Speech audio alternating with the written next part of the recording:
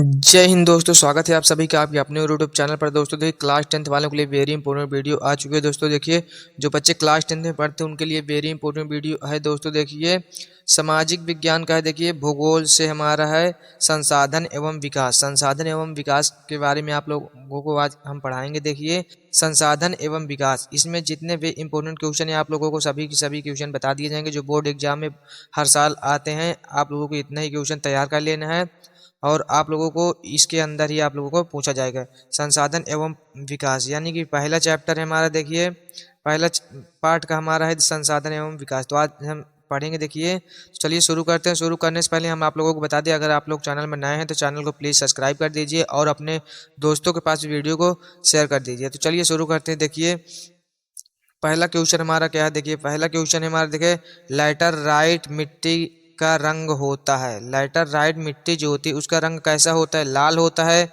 या फिर काला या फिर पीला या फिर भूरा? तो लैटराइट जो होती है वो मिट्टी हमारी वो लाल रंग की होती है। किस रंग की होती है? लाल रंग की। यानी कि ये वाला ऑप्शन हमारा करेक्ट है। ये ऑप्शन सही का नंबर हमारा। तो आप लोग अच्छे से याद कर लेना, क्योंकि जितने भी क्वेश्चन मैं बताऊंगा सभी के सभी इंपॉर्टेंट क्वेश्चन बताऊंगा। उसके बाद अगला प्रश्न हमारा आ जाता है। देखिए, दूसरा नंबर प्रश्न हमारा, लौह अयस्क किस प्रकार का संसाधन है? लौह अयस्क, लौह अयस्क किस प्रकार का संसाधन है? लौह अयस्क किस प्रकार का संसाधन? नवीकरण योग्य या फिर प्रवाह या फिर जैव या फिर अनवीकरण योग्य? तो इसमें हमारा कौन सा हो जाएगा? लौह अयस्क किस प्रकार का संसाधन? अनवीकरण प्रयोग योग्य। अनवीकरण, नवीकरण नहीं, अनवीकरण है। ठीक है, आप लोग याद कर लेना अच्छे से।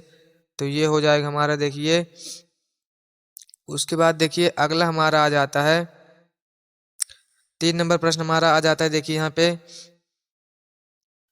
नदियों द्वारा लाए गए अवसाद से निर्मित मृदा हैं, क्या कहलाती हैं? देखिए, पर्वतीय मृदा या फिर रेतीली मृदा या फिर जलोढ़ मृदा या फिर काली मृदा?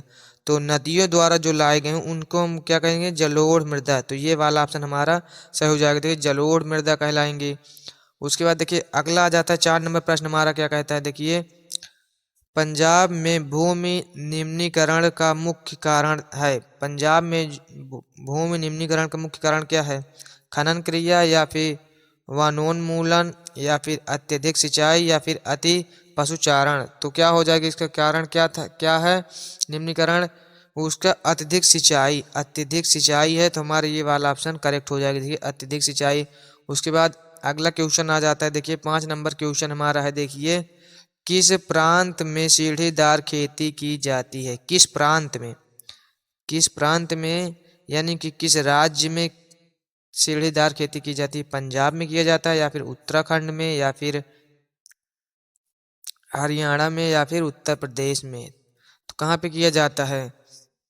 कहाँ पे किया जाता है? देखिए, ये सीढ़ीदार खेती हमारा उत्तराखंड में किया जाता है। उत्तराखंड, ये वाला ऑप्शन हमारा करेक्ट हो जाएगा, उत्तराखंड। आप लोगों को जो क्वेश्चन आप लोगों को पता रहता है आप लोग कमेंट करके बताते रहिए, ताकि हमें भी पता चले कि आप लोगों को कितना क्वेश्चन आ रहा है कितना क्वेश्चन नहीं आ रहा है। तो आप लोग कमेंट करके बताते रहिएगा। उसके बाद 6 नंबर क्वेश्चन आ जाता है हमारे। देखिए, लाल पीली मिट्टी पाई जाती है। लाल और पीली मिट्टी कहाँ पर पाई जाती है? दक्कन की पठार में या फिर ब्रह्मपुत्र घाटी में या फिर थार रेगिस्तान में या फिर मालवा प्रदेश में? तो जो लाल और पीली मिट्टी पाई जाती है वो मालवा प्रदेश में पाई जाती है। कहाँ पे पाई जाती है? मालवा प्रदेश में। तो ये वाला ऑप्शन हमारा करेक्ट हो जाएगा। देखिए, मालवा प्रदेश में। उसके बाद अगला क्वेश्चन आ जाता है हमारा। देखिए, अगला प्रश्न हमारा आ जाता है यहाँ पर। देखिए, 7 नंबर क्वेश्चन हमारा है, कौन सा जैव संसाधन है? कौन सा जैव संसाधन? जैव संसाधन कौन सा है? लोहा है या फिर तांबा है या फिर मत्स्य उद्योग या फिर चट्टाने? तो सही हो जाएगा हमारा? देखिए, तो जैव संसाधन जो है वो मत्स्य उद्योग, मत्स्य उद्योग हमारा ये हो जाएगा जैव संसाधन। तो हमारा ये वाला ऑप्शन करेक्ट हो जाएगा। देखिए, जैव संसाधन वाला, जैव संसाधन हमारा सही हो जाएगा। उसके बाद देखिए अगला आ जाता है हमारा 8 नंबर क्वेश्चन है। देखिए, पर्वतों पर मृदा अपरदन का साधन। पर्वतों पर मृदा अपरदन किसके कारण होता है? वायु के द्वारा या फिर हिमदन के या फिर जल से या फिर इनमें से कोई नहीं? तो इसमें से पर्वत जो कटते हैं और उसमें मिट्टी कैसे कटती है? जल के कारण। जल पर्वत से गिरता है, उसी कारण धीरे धीरे हमारी मिट्टी कटती रहती है। तो ये हमारा जल के कारण होता है, तो आप लोग याद कर लेना। उसके बाद 9वां नंबर हमारा आ जाता है। 9 नंबर प्रश्न हमारा क्या कहता है, कपास की खेती के लिए कौन सी मिट्टी उपयुक्त है। कपास की खेती के लिए, किसके लिए, कपास की खेती के लिए कौन सी मिट्टी उपयुक्त है।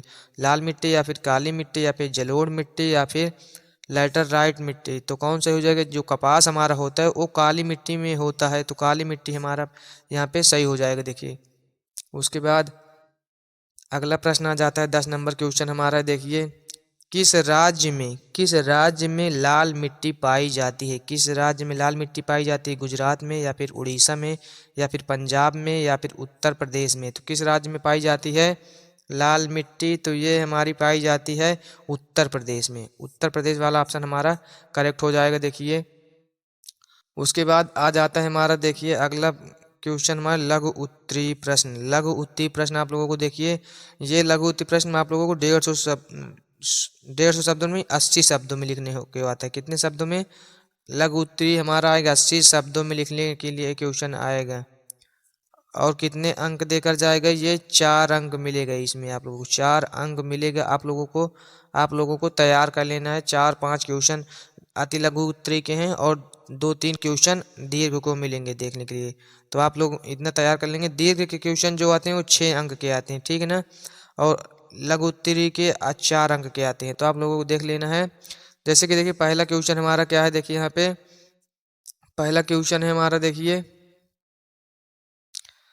मृदा अपरदन क्या है। मृदा अपरदन क्या है आप लोगों को समझाना है। मृदा अपरदन क्या है, इसके 2 कारण लिखो।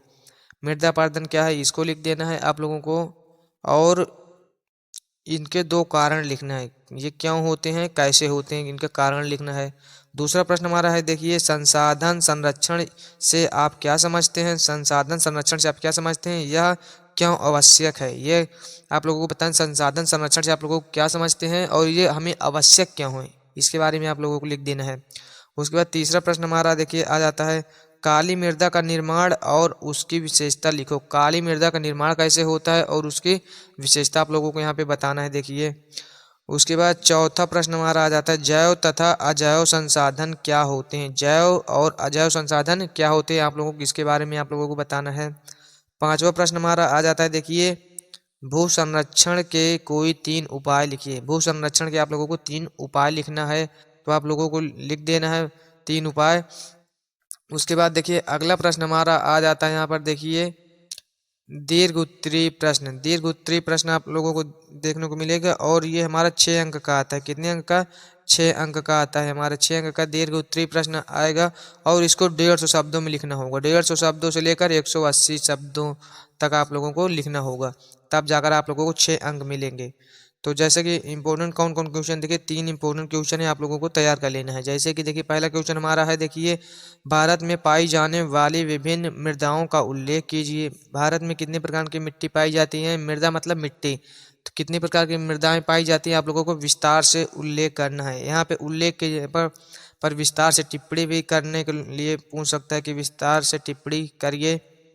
उसके बाद दूसरा हमारा क्वेश्चन आ जाता है, देखिए हमारा यहाँ पे मृदा अपरदन रोकने के उपायों का वर्णन कीजिए। मृदा अपरदन को कैसे रोका जा सकता है। रोकने के लिए मृदा अपरदन को कैसे रोका जा सकता है, अधिक से अधिक पेड़ लगाएं, इसके कारण रोका जा सकता है मृदा। और भी कई कारण हैं जिसके द्वारा मृदा अपरदन रोका जा सकता है, तो आप लोग तैयार कर लेना है आप लोगों को।